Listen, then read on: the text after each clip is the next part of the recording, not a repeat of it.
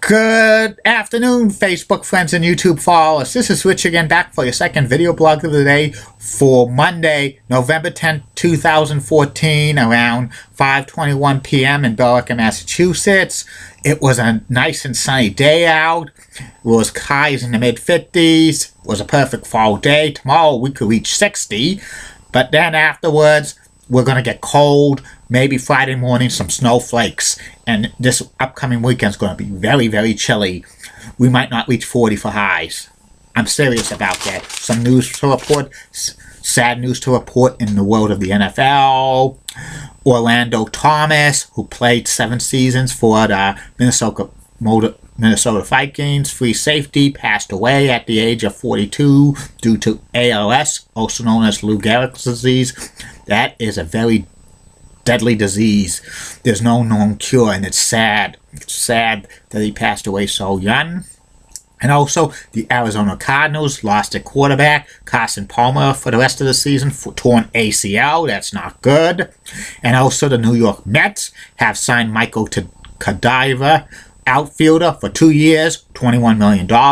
And one more thing I heard, Eddie Andelman on his show Anything Goes Friday afternoon on Herald Radio predicts that Bill Belichick is going to probably coach the New York Jets or the New York Giants once Tom Brady retires from the NFL, because he thinks Belichick wants to challenge to make the Jets or the Giants a Super Bowl winning team. But I don't think he would want to go to the Jets or the Giants.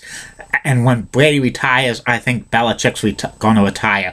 He's not going to go to the Jets or the Giants, in my humble opinion. That's my humble opinion. And that's about it on that. My next subject, I'm also going to talk about something that was from New York. This is a little history lesson, Facebook friends and YouTube followers. We're doing some NHL history today. Something new here. It's about a former team in the National Hockey League called the New York Americans. They played in the NHL from 1925 through 1942, and they were the first NHL team based in New York City. And actually, they got players, many of the players from the first New York Americans team came from the defunct Hamilton Tigers, who also played in the NHL. The Hamilton Tigers had the best record in the 1924-1925 NHL season, but their players wanted $200 extra to play 6 extra playoff games. The ownership said, we can't give you $200 extra, so the players striked, and the NHL suspended those players and took away the Hamilton Tigers franchise away from them. So the New York Americans bought many of the players' rights from the Hamilton Tigers, which became defunct and stuff. The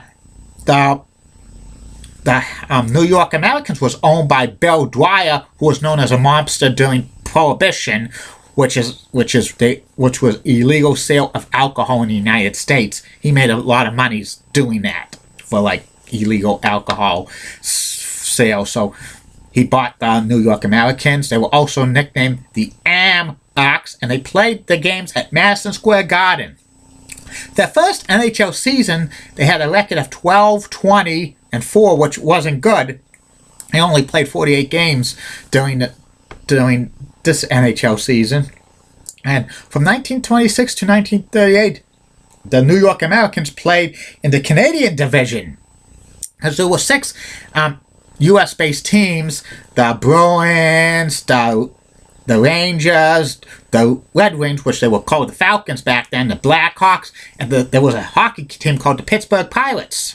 And the Americans were in the Canadian division, which included the Montreal Canadiens, the Montreal Maroons, the Toronto Maple Leafs, and the original Ottawa Senators. They had to balance out the division, so New York Americans had to be in the Canadian division. It was rough for them because they had to make long train trips to Montreal and Toronto and Ottawa, and that was a disadvantage. And for most of the seasons they played, they never had a winning record and stuff. But one year they did was 1928-29. Their only winning record, which was 1913-12, and they lost to their rivals, the New York Rangers, in the quarterfinals.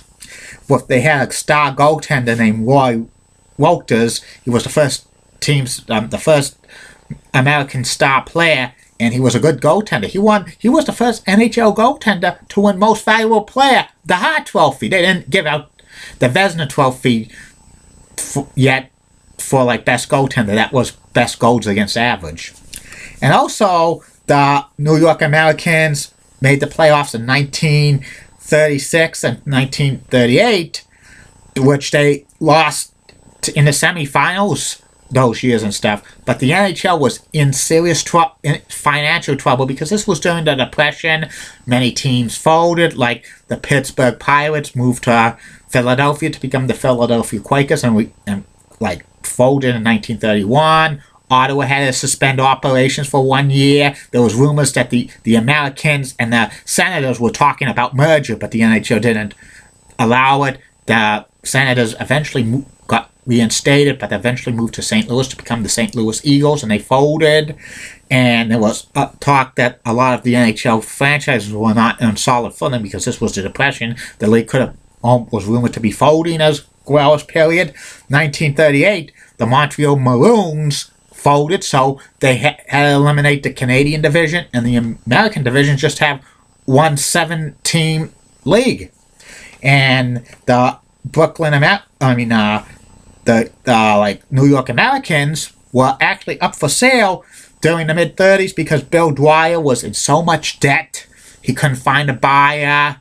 So the NHL took the team over in 1937, and it was run by Red Dutton, he used to play for the Americans. Some of the Americans' most famous players were Billy Birch, Charlie Con Ketcher, his brother Lionel, Bullet Joe Simpson, Sweeney Shiner, Roy Walters, Busher Jackson, Red Dutton, who was a player as well, and Eddie Shore played for them towards the end of his career, and stuff like that.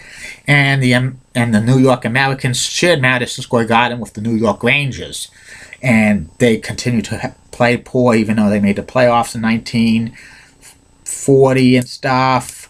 The Americans were on bad financial 39-40, but they were in bad financial shape. The last season, 1941-1942, they were rebranded as the Brooklyn Americans. They had a practice facility in Brooklyn, and they had all intentions to move to Brooklyn after after World War II. There was talk about a new arena being built in Brooklyn, but they had to play in Madison Square Garden. The last season they had a record of 16-29-3.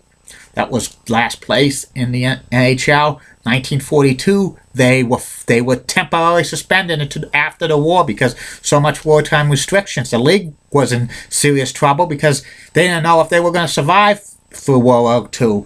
And in 1945, there were a lot of prospective owners of the Brooklyn Americans to reactivate the team, and there was going to build a arena in Brooklyn, New York. But the NHL reneged on the promise to get the Americans reactivated as a franchise. And in 1946, the NHL canceled their franchise, meaning the Brooklyn Americans were gone completely. It was very sad, though, because, the Americans could have made it in the NHL if the Depression didn't hit or stuff, or World War II, because they were, even though they were last place team, they were in the biggest market in the United States, and it would have been good to see them back somewhere, like after the Depression and stuff, get an arena in Brooklyn and stuff like that, have a rivalry with the New York Rangers, but they were a very bad team during their years in the NHL. Had a couple of good years, but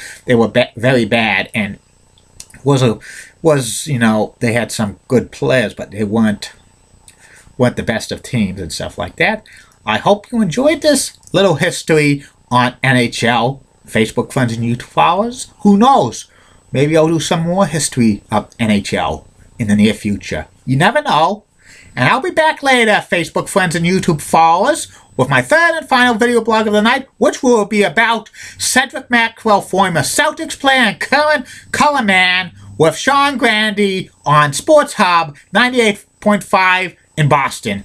Have a good day, Facebook friends and YouTube followers. Bye now.